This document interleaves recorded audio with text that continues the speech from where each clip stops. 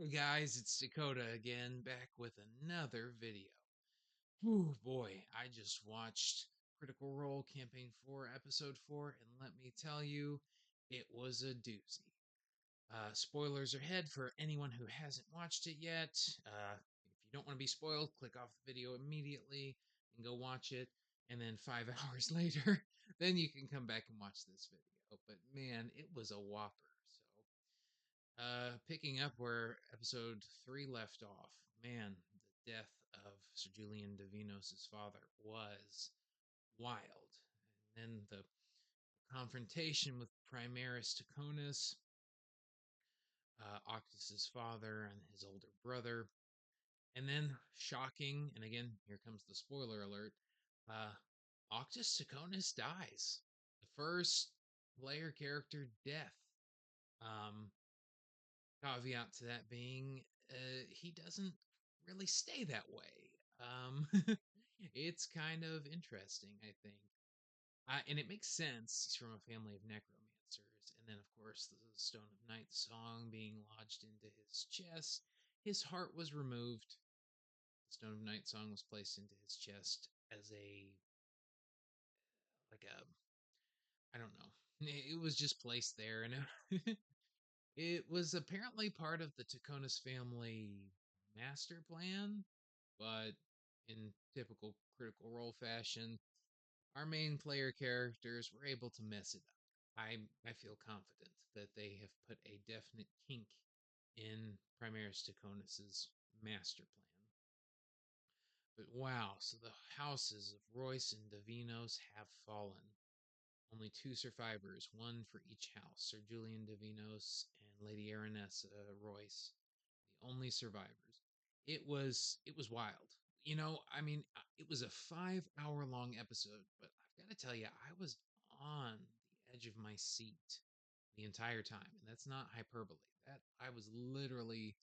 I looked up at one point and I was like, "Oh my God, this is 2.5 hours, almost 3 hours in, and we haven't had any table change yet." Um, so I loved it. I thought it was amazing. I was really sad, and of course, when Octis died.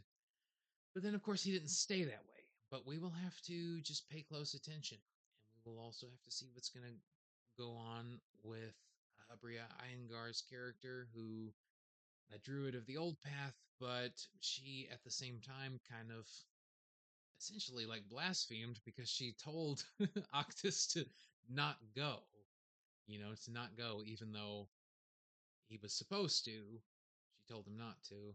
So I wonder if there are going to be any consequences for her. Like maybe her powers are going to start to fail her. Maybe, she has broken some ancient magical law by trying to subvert the natural course of the way things are supposed to go. But yeah, I think there's definitely going to be some consequences, and of course, huge Bolaire news. The cold open once again.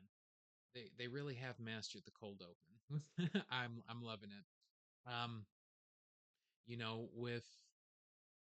with Bolaire's whole situation, he's in this den of hedonism, and you know ends up being attacked, and then the guy puts on his mask, and then it turns out Bolaire isn't a person at all, at least not in the way that we understand it. He is the mask itself.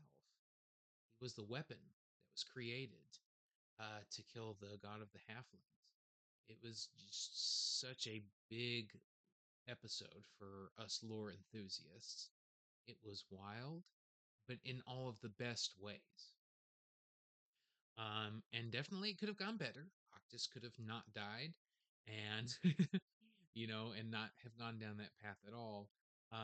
But now we have to see the ramifications of kind of toying with the fabric of reality. And I'm here for it. I'm absolutely. I can't wait. This episode has been fantastic. It's the end of the Overture, is what Brennan and everyone has been calling it. So the Overture is over. Now on to the main piece. I'm really excited. I'm excited to see what's going on with the soldiers table. I'm excited to see. I really love everybody's character. I mean, I don't feel like there are any weak links in this story as yet. Now, as time goes on, maybe some things are just gonna not pan out. Um, but at this point, I really am super excited to see what's going on. So, you guys let me know if you've seen it. Let me know what you loved about it. Let me know what you maybe wish had gone differently. Um, did you start to get misty eyed when you saw Occtis Tachonis dead and then his dead body being there almost as long as his living body?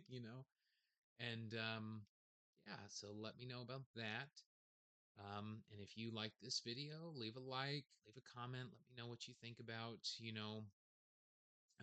the campaign 4 so far. What are some of your predictions about anything really that we've experienced? Are we going to get some character development from Sir Julian Davinos? Now that his father's dead, he is essentially the only member left of his house that we know of. So maybe he's gonna start to become a little bit less of a d-bag.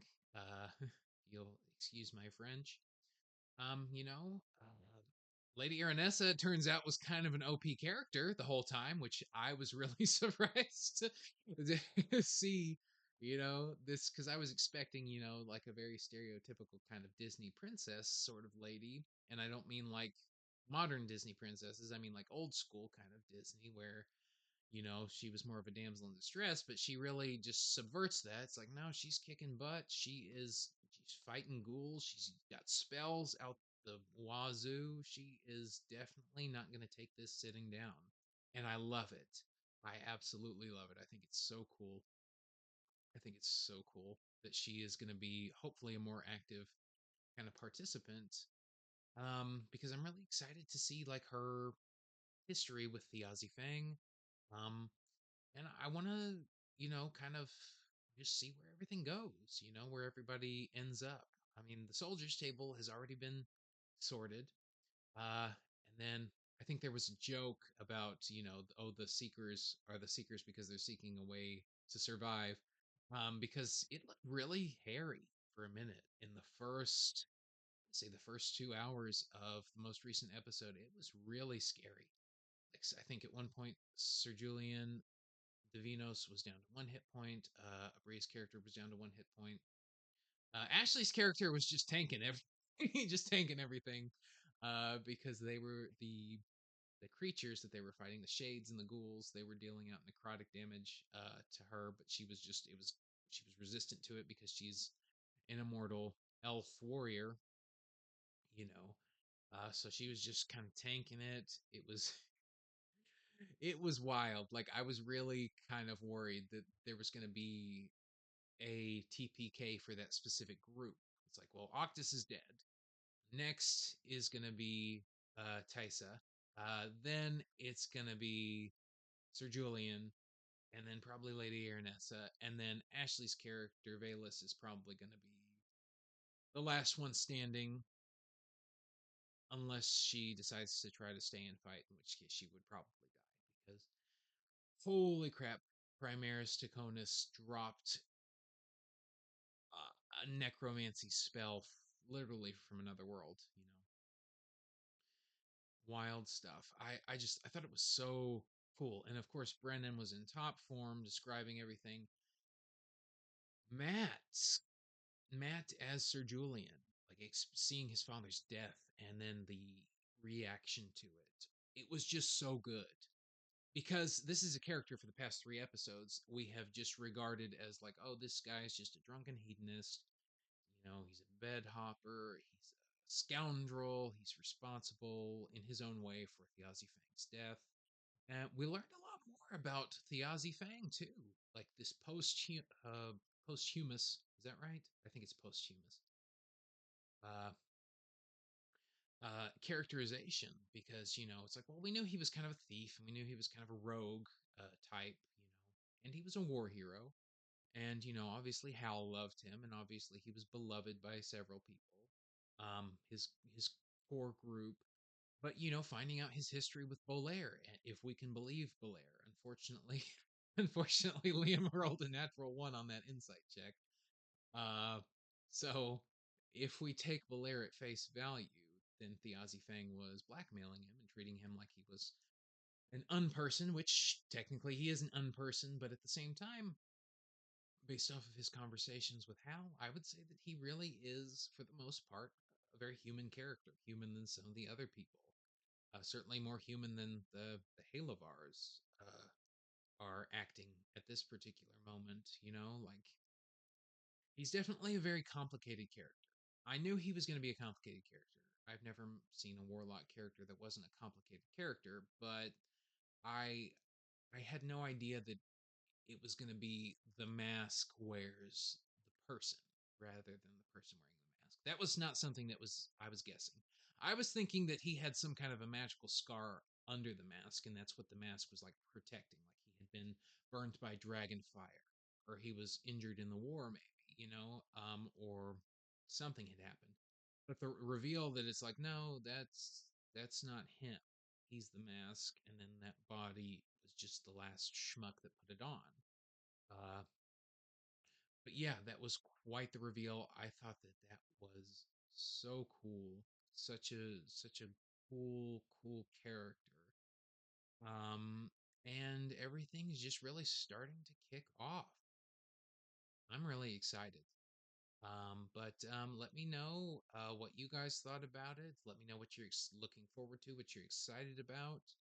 And yeah, take care and roll high, adventurers.